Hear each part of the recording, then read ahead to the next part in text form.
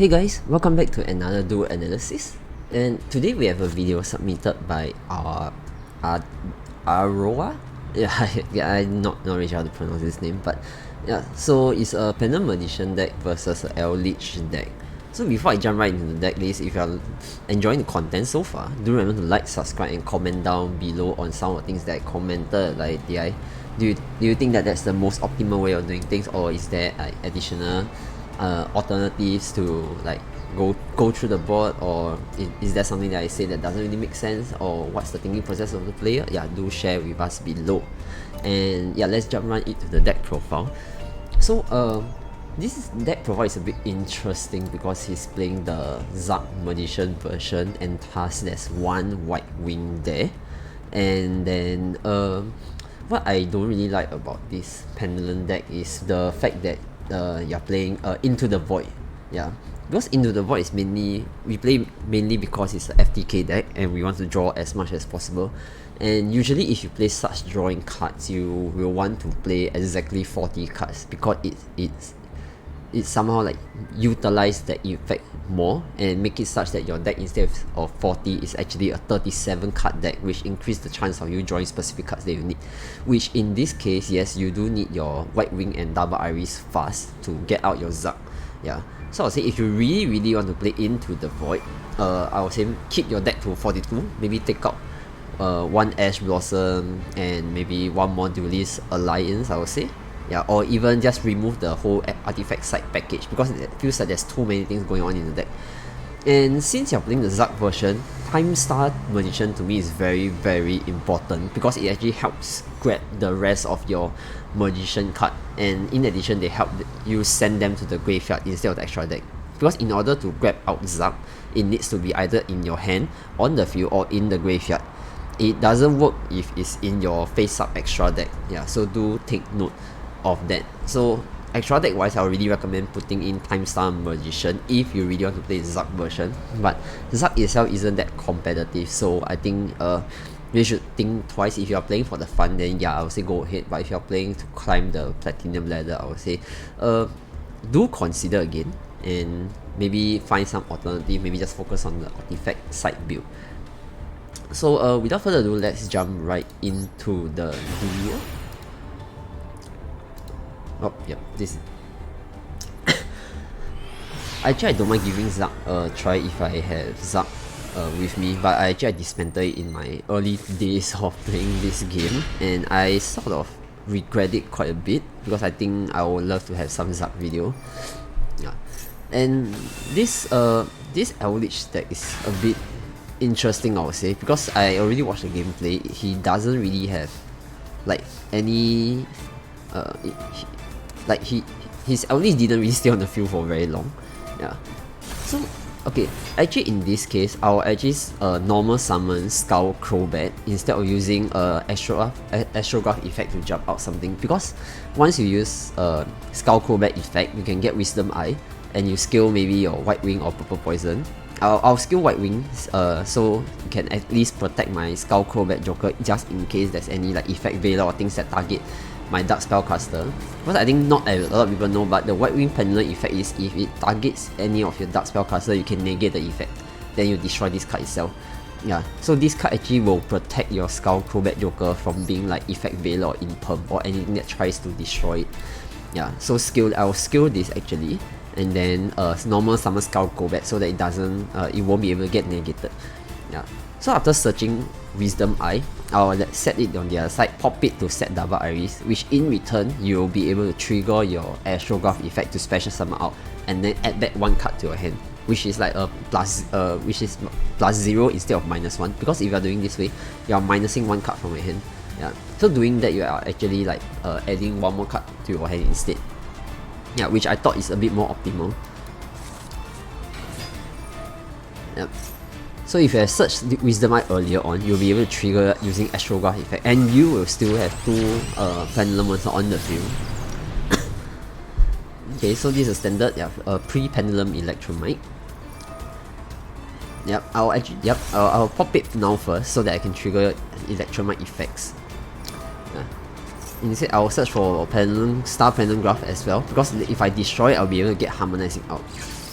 Yeah. So actually at this point in time, I'm a bit confused. It's because you can actually activate like Electromize effect, so you can destroy your double Iris and take back your Astrograph, which then you'll be able to chain 1, search for your trap, and then chain 2 using your Astrograph's effect to special summon out and get back another Wisdom Eye, which also will trigger your Star Pendulum Graph to get a harmonizing. So you'll actually have a lot of cards in your hand. So that's usually what I would do. You'll try to actually utilize its effect before you Pendulum Summon, but there are very few cases that you will want to use it. You want to Pendulum Summon then use its effect. Yeah. So prioritize using Electromize effect to add back more cards to your hand first before you Pendulum Summon. Yeah. And it's especially useful in this case because opponent actually activates a Torrential Tribute. Yeah. Which in return actually it helps. It does get rid of most of his cards, so I'm a bit confused because without Eldlich as well, and there's no proper. He actually doesn't really have any like Eldlich trap. So if I were him, I won't even summon Eldlich onto the field. I'll just set that spell first.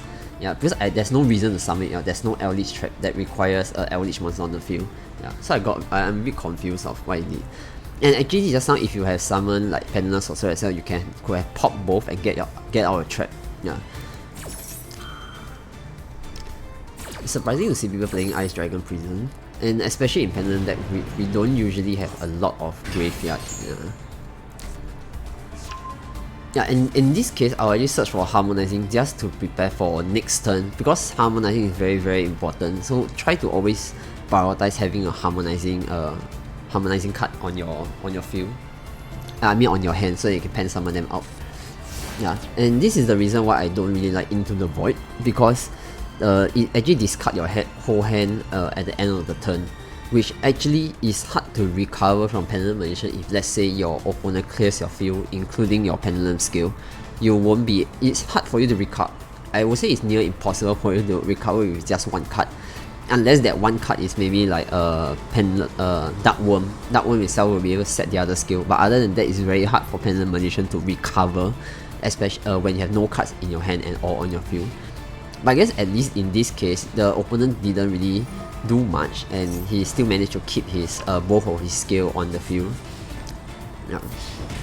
I guess the reason why he searched Purple Poison is because like Into the Void will discard it, so he just want to keep the more useless card in the graveyard. Yeah. Okay, Pendulum Summon both. Okay, so what the bad thing about White Wing is once it's Pendulum Summon, it actually goes into the Vanish Zone, which is pretty bad. Yeah. So again, this person played Ice Dragon Prison for the second time, and he grabs out Purple Poison. Okay. Then not sure if the deck plays the Pendulum Luster. Let me take a look. Does he play Pendulum Luster? Okay, he doesn't play Pendulum Luster. Yeah, so if he actually plays Pendulum Luster here, he can actually summon out that Pendulum Luster card, and then later we can link into Crystron Harley Freebucks as well if needed. But in this case, the main thing is just to really grab out the card to shuffle back the stuff. I'll actually prioritize Electromite first, because if I send back Electromite to the deck, I can actually use it again later. But then I can understand why he sent back the trap, because if the trap is in the graveyard, he can actually set a new Eldlich card. Yeah, so I guess it's a trade-off. Yeah, then getting a trap out. Okay, yeah, standard destroying. I would say destroying either is the same, because you can't trigger Purple Poison effect anyway. Okay, grabbing out the Eldlich, and then banishing the trap to set a new trap, and this trap itself will destroy one card. Then Eldlich is out, and then summon back, and this guy is actually cannot be destroyed by card effect.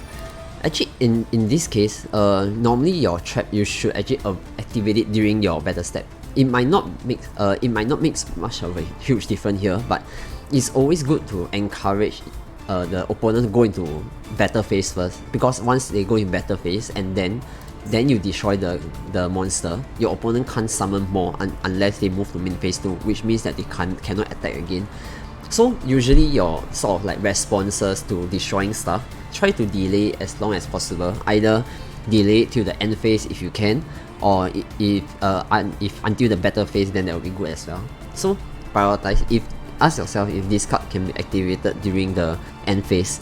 If you can like hold on to it until the end phase, then that's the best. But if not, move back. Main phase 2, can you wait until main phase 2? If not, then can you wait at least until battle phase? Like try to skip as much of the opponent's phase as possible. Yeah, it might not matter that much here, but it does help a lot in the later part of the game. And Pendulum Graph here, I will search for Wisdom Eye so that I can pop my Pendulum Graph card again later. Yeah.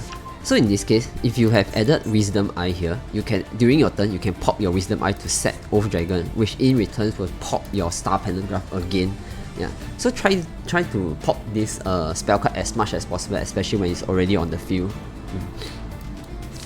Yeah, but that's a good play by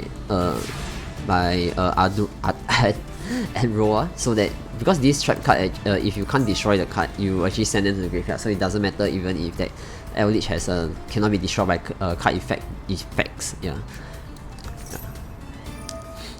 Okay, Judgment. Yeah, actually in such case, maybe okay, this is not predictable, but if let's say you have set Black Fang initially, if he activated Judgment on your Black Fang actually can special summon itself back onto the field, which actually, because once it destroys, you can special summon one Dark Spellcaster from the graveyard. And since if it negates your activation using Judgment, this Black Fang card will actually be destroyed and sent to the graveyard, which trigger and you can revive itself. So maybe in such cases, to check that if it's something that's negating skill, you can play Black Fang first to see if he wants to negate it. Yeah, so if it negates it, actually it's a +1. It just goes back to your hand. That's just something to play around with next time. Okay, I guess it's just skill this so that Ignister can actually destroy and pop it. Yeah, which doesn't really matter because actually once you get your Black Fang out, you can he don't really have a lot of life point left, so you can just go for the direct hit. Yeah, so great game. So let's go back and take a look at the deck again. So yeah, for a Zug deck, I would say play Time Star Magician, because Time Star Magician actually will grab out a lot of your requirements. And if let's say you are not comfortable with just having a double Iris, you can also add in a Pendulum Dragon as well, because you can use Pendulum, you can banish Pendulum Dragon through Astrograph or Chronograph effect to get out your Zug. Yeah. So overall, I would say the main problem I have with this deck is if you want to play the side version, go for the side. Don't put together with a Zug. And Into the Void I'll take out in this variant. I'll only play Into the Void if I'm playing the FTK variant. So this is something to take note. But overall, Zug itself is not really a competitive deck, because as you can see, White Wing Magician itself is pretty useless, and Zug itself, the effect isn't that threatening. It just destroys everything, and that's all. It's just a huge big monster on your field, and that doesn't really do much in my opinion. Yeah, but I will actually play Zug if I have a Zug card, just to see how it works and maybe make a combo video out of it. Yeah, so yeah, that's all for this. So if you think that there's something that I say that doesn't really make sense, or there's questions for me, do feel free to comment down below, and I'll try to respond as much as I can. And if you're interested to submit your Duel for replay analysis like this, do feel free to take a look at the link below. There's instruction on how to submit it. You don't really have to record it yourself, and you just need to pass me your ID, both deck lists, and then your name and your opponent's name. Yeah, so it's quite straightforward. If you are interested to submit it, do take a look at the link below. There's instruction on how to do it. And yeah, as always, if you're enjoying this so far, do remember to like and subscribe and comment down below if there's anything that you would like to discuss. I actually enjoy having these exchanges in the comment section below. And if not, you can always join our Discord channel. The link is below as well, and then we can discuss together as community there. Yeah. So that's it for this video, and yeah, I hope to see everyone in the next video. Bye bye.